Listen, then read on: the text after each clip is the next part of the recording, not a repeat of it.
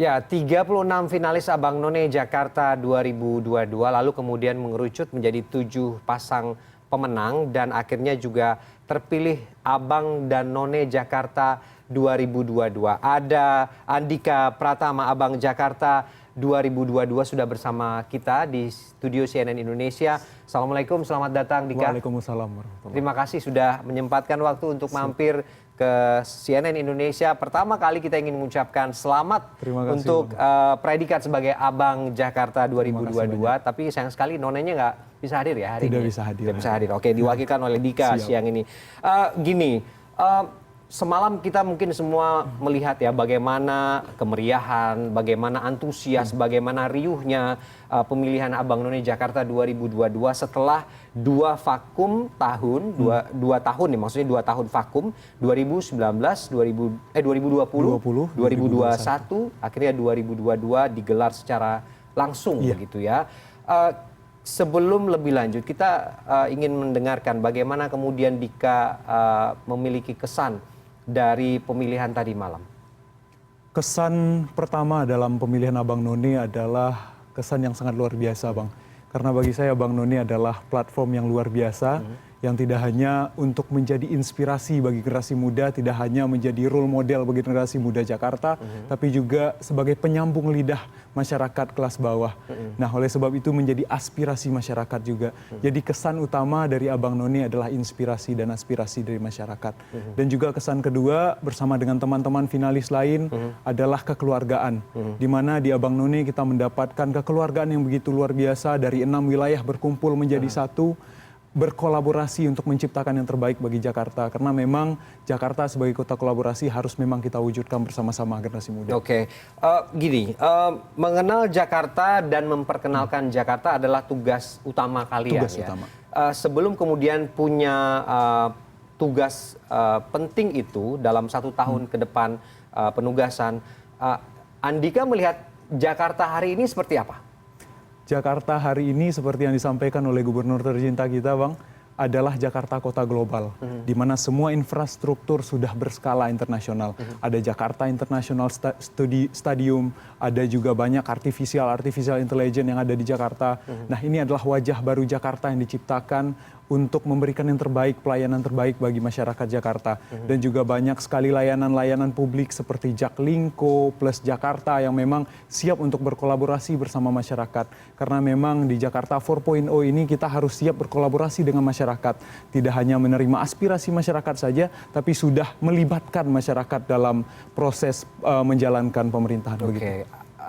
Tentu Dika sebagai dutanya ya, sebagai sosok yang mungkin dijadikan role model. Peran generasi muda Jakarta sudah sejauh itukah atau melihatnya seperti apa? Sudah sejauh itu, karena memang kita sebagai generasi muda Jakarta memang dituntut, apalagi Abang None dituntut untuk menjadi yang terbaik, menjadi promotor dari pariwisata Jakarta. Dan hari ini tidak hanya pariwisata Jakarta, tapi juga keseluruhan dari Jakarta, mulai dari duta investasi, ekonomi, segala macam yang ada di Jakarta, kita dituntut untuk memberikan yang terbaik pada hal itu. Dan memang sudah saatnya kita generasi muda tidak hanya menjadi agen perubahan lagi, Bang, tapi siap menjadi pemimpin perubahan. Oke, gini.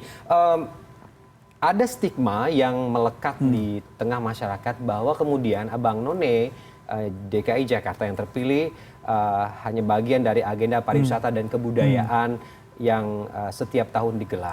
Lalu kemudian penugasan-penugasannya dianggap belum melihat realitas yang terjadi sebenarnya di Jakarta, khususnya di pelosok-pelosok Jakarta. Merespon ini bagaimana? Apakah ini juga nanti akan menjadi bagian atau konsen Andika setelah terpilih, atau memang hal-hal ini sudah terlihat dari dulu begitu? Berkaitan dengan inklusivitas bersama dengan masyarakat kelas bawah, alhamdulillah saya juga mendirikan Sejuta Tangan Untuk Negeri, yaitu organisasi yang bergerak di pemberian fasilitas pendidikan bagi anak-anak tidak mampu dan anak-anak disabilitas serta putus sekolah. Nah, ini merupakan salah satu langkah awal bagi Abang None yang tidak hanya sekarang terlihat eksklusif, tapi lebih inklusif, lebih memasyarakatkan masyarakat, memanusiakan manusia. Nah, oleh sebab itu ini merupakan langkah baru dari Abang None yang tidak hanya sekarang dilibatkan hanya jadi usher, tapi juga siap mendukung program pemerintah dan juga merangkul masyarakat untuk memberikan yang terbaik bagi Jakarta. Karena memang iya sudah saatnya gitu Bang. Oke. Abang None memberikan yang terbaik bagi masyarakat. Ini juga tadi seperti di awal kita juga sempat menyinggung soal Jakarta kota global begitu. Apakah kemudian Dika sudah melihat situasi dan kondisi dan kesiapan Jakarta ini sudah bisa bersaing di balik persoalan-persoalan tadi yang masih perlu dibenahi? Benar, sudah bisa bersaing. Karena memang sudah banyak jawaban-jawaban yang diberikan oleh pemerintah. Seperti di speech saya di malam final kemarin, yaitu tentang transformasi transportasi, itu di mana sekarang sudah dijawab oleh pemerintah dengan Jaklingko. Kemudian soal kemacetan. Kemudian soal banyak sekali persoalan-persoalan lain yang sudah dijawab juga dengan pemerintah.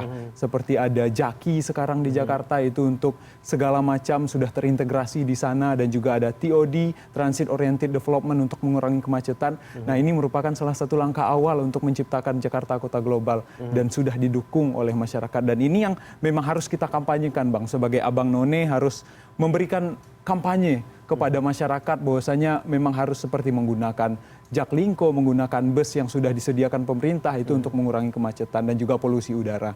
Nah, satu lagi hal menarik, Kota Tua sekarang sudah menjadi wajah baru Jakarta. Kota Tua sekarang sudah menjadi kawasan zero emission, nol emisi di sana.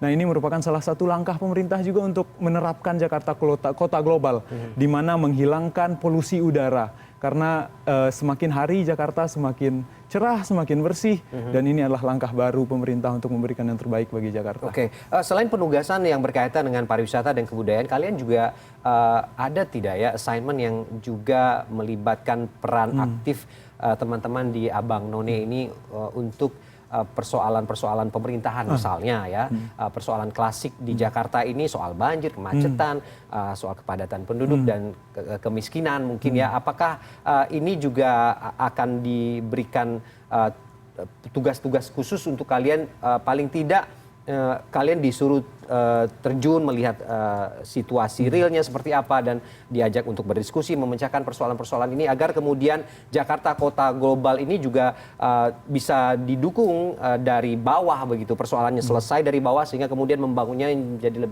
lebih mudah begitu. Pastinya Bang.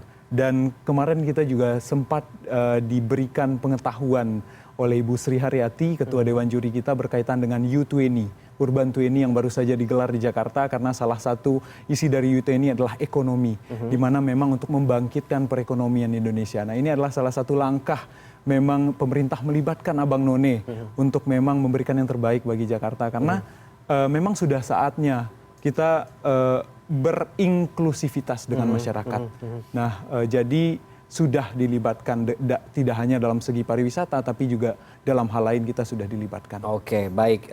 Nanti usai jeda kita akan lanjutkan lagi, termasuk juga apakah kemudian teman-teman Abang None 2022 ini mendapatkan tugas khusus dari Gubernur DKI Jakarta Anies Baswedan, tapi nanti dijawab. Siap. Kita akan kembali lagi nanti CNN Indonesia News Hour bersama Abang Jakarta 2022 Andika Pratama akan dilanjutkan usai jeda.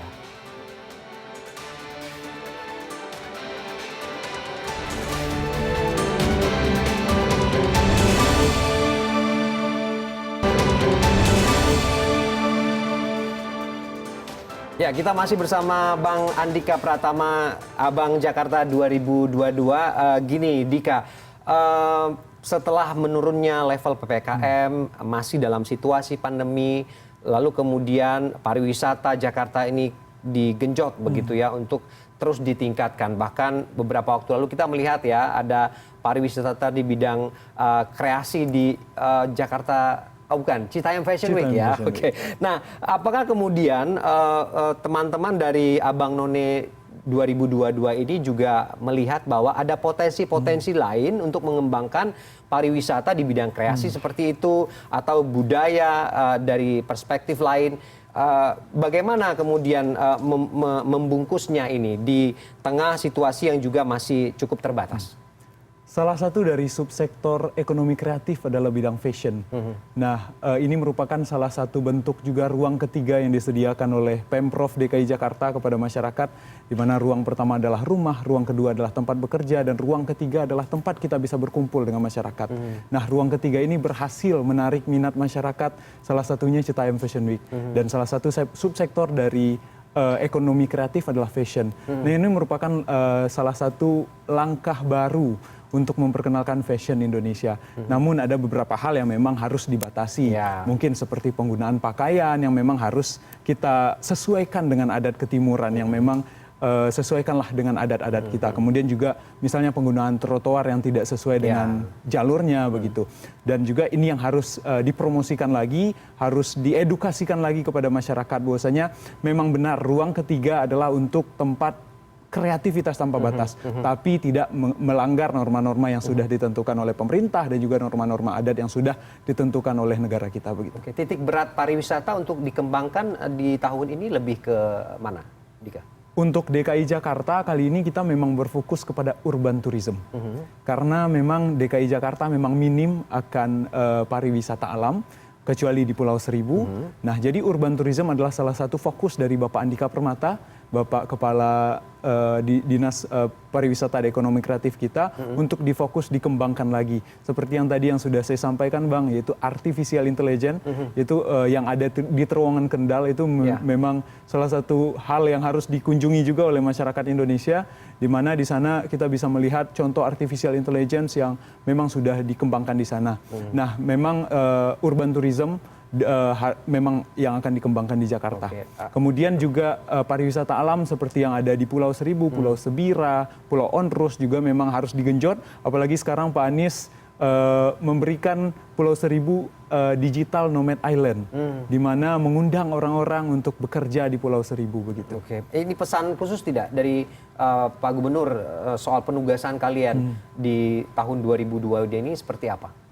Untuk penugasan lebih ke promosi, edukasi, dan juga inklusivitas. Karena memang kita tahu Bapak Anies Baswedan adalah sosok yang memang inklusif, memang sangat-sangat mendekat dengan masyarakat kelas bawah dan juga masyarakat-masyarakat menengah ke bawah.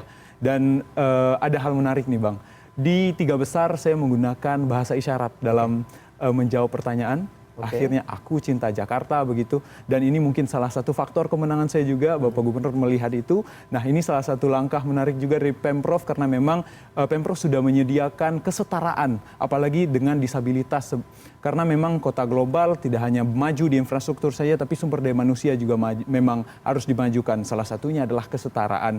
Nah, menghormati disabilitas adalah hal paling penting. Nah, oleh karena itu pesan yang saya sampaikan juga di Q&A di Tiga Besar saya juga adalah untuk menghormati para disabilitas dan juga memberikan inspirasi kepada para disabilitas bahwasanya saya bisa berada di sini, kenapa kalian tidak? Oke, baik. Pertanyaan terakhir untuk Abang Jakarta 2022. Hal pertama yang akan dilakukan setelah tadi malam dinobatkan sebagai Abang Jakarta 2022 dan tentunya nanti akan berkolaborasi dengan None Jakarta 2022. Apa yang akan dilakukan? Kolaborasi. Kolaborasi adalah hal yang akan pertama kali kita lakukan bersama dengan Plus Jakarta juga, berkolaborasi dengan organisasi yang saya dirikan, itu Sejuta Tangan Untuk Negeri, memberikan fasilitas pendidikan bagi anak-anak kurang mampu. Kita ingin mengembangkan inklusivitas di Jakarta lebih dalam lagi. Bersama dengan para finalis Abang None Jakarta 2022 kita akan berkomunikasi untuk melakukan kolaborasi, memberikan yang terbaik bagi anak-anak Jakarta, apalagi anak-anak Jakarta tidak mampu. Karena memang kita tahu ada sekitar 75.000 anak di Indonesia yang putus sekolah dan sebagian ada di Jakarta.